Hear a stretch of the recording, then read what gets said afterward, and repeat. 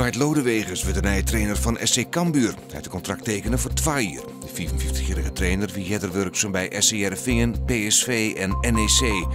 Lodewegers is op dit tijd trainer van sneunshaatlasser VVOG in Huddewiek. Cambuur heeft het thuiswedstrijdje in de noemer lijst Eindhoven justerjoen maar 1-0 woen. Het winnende doelpunt kwam al na 13 minuten op naam van Michiel Hemmen. Cambuur stiet nu vierde, maar 6 punten achterstaan op koprenner Sparta en een wedstrijd minder spelen. Er lijkt een terugbraak te wijzen in het onderzoek naar het totaal inbraken in de omjouwing van Haas en Frencher. 2 mannen van 21 en 24 ben in Haas aangehouden. Ze werden verdacht van inbraken van 2011 ont dit jaar. Om hoeveel zaken het gaat is nog net duidelijk. De politie verwacht het nog meer aanhoudings. Er mag een aankomen onder de klopjacht op mensen die er jocht hebben op een uitkering. Dat scheelt het Fries Samenwerkingsverband Uitkeringsgerechtigden. De gemeenten zullen net meewerkje maken om het plan om mensen bij sociale werkplaatsen onder te brengen. Er is nog sprake van een proefproject van Empathek en 13 Friese gemeenten.